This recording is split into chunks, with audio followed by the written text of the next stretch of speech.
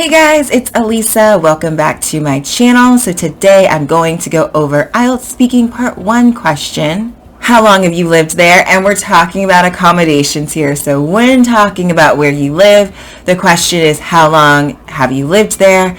And this answer will also be able to answer the question, do you plan on living there for a long time? Let's just get straight to it. So here's my answer. We lived here for 3 years. We moved here when we first came to the US. It's a pretty nice place to live. We like it well enough.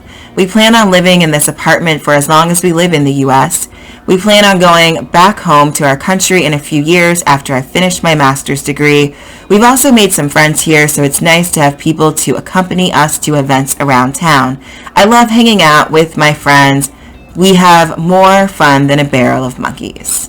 Okay, so that is my answer. Your answer doesn't have to be quite that long, but if you've watched my videos, you know that for part 1, I recommend you say about 5 sentences. The same goes for part 3. You should not sit there in the exam and count them, but as you're practicing, you want to say about 5 sentences. If you say 4 or 3 really long ones, that's fine too, but you want to say enough so that the examiner knows that you have a good command of the English language. If you only say a sentence or 2, they won't know that, and you'll probably get a 5 or lower, and you don't want that. Okay, so I want to get into what I like to call sentence starters. These are just suggestions on how you can start a sentence if you want to. You don't need to use all of them, but they're kind of ways that you can fill out your sentences in a way that is grammatically correct. At least the beginning of your sentence will be grammatically correct, and perhaps it will also help you come up with ideas of what to say if you sometimes struggle with, I don't know what to say next, and you're only saying a sentence or 2. Again, they're just suggestions. You don't have to use them if they don't work for you or if you don't need them.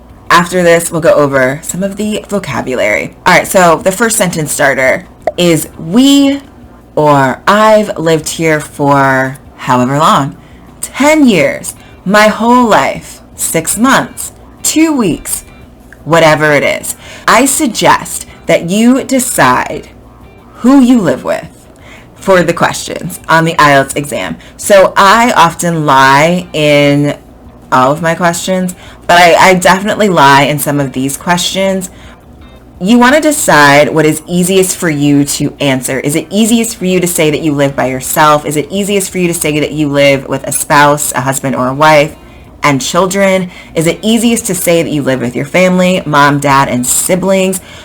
What is easiest for you to get the best answer? Sometimes the truth, you don't really have enough to say, and you're saying a sentence or 2. You're not able to get to your 4 or 5 sentences. So then in that case, maybe you need to say you live with more people. I find that saying that you live with children is helpful because you can always just talk about them. You can talk about something that they do or something they said or something. It's easy to talk about them. They're good for an extra sentence or 2. But, you know, and I don't have children, so that would be a lie that I'm telling because it's easier for me to answer the exam questions in that way. But you need to determine ahead of time, do it right now, determine right now, if they ask you questions about who you live with or where you live, who are you going to say you live with? Decide right now. Where are you going to say you live? Do you live in a house, an apartment, an estate, on the street? You want to know in advance before you walk into the exam, if you get these questions, who are you going to say you live with and what kind of place are you going to say you live in? That way you can stay consistent and you're just answering these questions. Also, that means you're practicing the same way every time. All right, so our next sentence starter is why you moved here. So we moved here or I moved here for whatever reason. I moved here for work. We moved here for my husband's job. We moved here because we moved to this country. I moved here because I wanted to live by the ocean. So whatever it is, why ever you moved there, whether it's true or not, you can slide this in. This answer is completely false for me. Not only am I not married with children, but I have, I moved to the U.S. when my mother gave birth to me. I've always lived here. That's actually not true. I have spent a few years overseas, but you get my point. Like, this is completely not true for me, but I answered the question in this way because I know that for some of you guys, if you do live in the U.S. or if you do live in another country, I actually got this scenario from one of my students, or I kind of pieced it together from multiple students who were here studying. They were in the U.S. studying, and they were getting master's degrees. And so I kind of pieced my answer together from them. And so I think that is probably a little bit easier for you guys to relate to, which is partially why I answered the question in that way. That's also partially why I lie so much, because I do like to come up with answers that kind of match some of your guys' life, just to kind of help you understand things that you can talk about a little bit more. So yeah, you just kind of want to say why you moved to the place that you moved to. Maybe you say, I moved here the day I was born. Whatever it is. And my family has lived here for 50 years. So whatever it is that you want to say, why ever you moved here. We moved here because our old place was small. It's probably a little bit easier to say more if you moved to wherever you live for a reason. So if that's a lie for you, you might want to tell that lie. If you have enough to say without that, then you can just tell the truth and you don't have to make that up. But you always want to think about what's going to give me the best answer, not necessarily what is true, although it should be based in something because you want to be able to remember it. So it shouldn't be so crazy, but it could be, someone in my case, I'm using a couple of students as inspiration for this answer. So is it someone you know? Is it a family member? You should be inspired by something a movie, a TV show, something that so it's easy for you to remember it. So the next thing I do is I talk about kind of our future plans, and part of that is because one of the questions that this covers is, do you plan on living here for a long time, or do you plan on living there for a long time?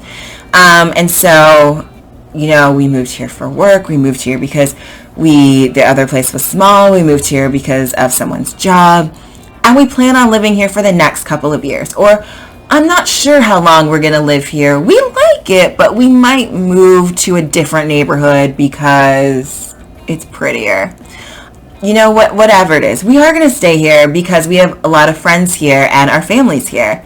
So how long are you going to stay there? If you're going to stay for a while, why? Is it friends and family? Is it activities? Those are things that are really easy to talk about.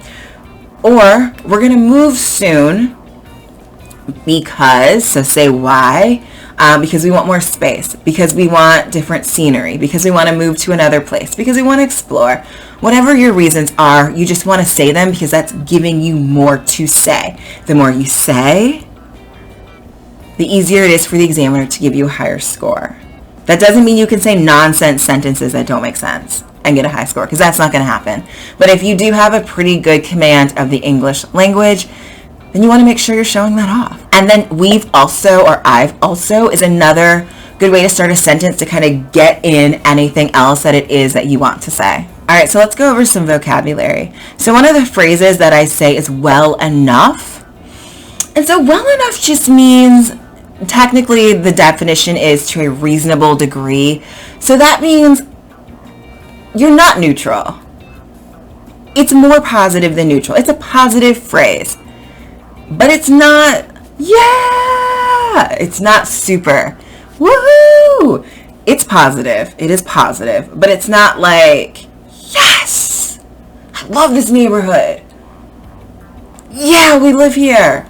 No, it's good, basically. I like it well enough. I like it. It's like that. It's good. Yeah. It's kind of like that. It's not like I love it here. It's I like it here. Oh, I do like it here. Yeah. I like it well enough. Like, those situations where everything is good. There's nothing bad, but there's nothing great. It's just good. It's kind of like that. Accompany is another word that I say, and that just means to go with. So in this case, I'm talking about being accompanied by friends to different events. which is accompany is a great vocabulary word. I don't know if I would ever actually use it in the way that I used it in this question in real life. It wouldn't necessarily sound strange. People would absolutely know what I was talking about, and they wouldn't be like, why'd you say that? But it's not like it's not a normal part of my vocabulary. I wouldn't normally say it in that way. That is just a little sidebar. It's great for the IELTS exam. It's great vocabulary. That's why I put it in the answer. But just kind of in the regular English realm, I use the word accompany. Just not that often. And usually not with friends. It feels a little more like serious. Like we're going to like a really important event. Will you accompany me to the event tonight, darling? It feels like that. It feels British. feels a little posh and upper crusty. All right, so the next vocabulary word or phrase is around town. And that just means different parts of town, different parts of the city.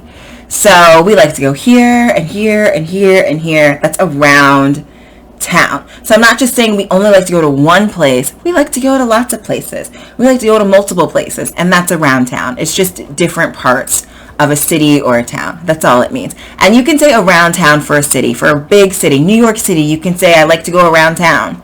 That's totally fine. It doesn't matter if it's a city, a town, a village. The size is not the point. The point is that you go to different places.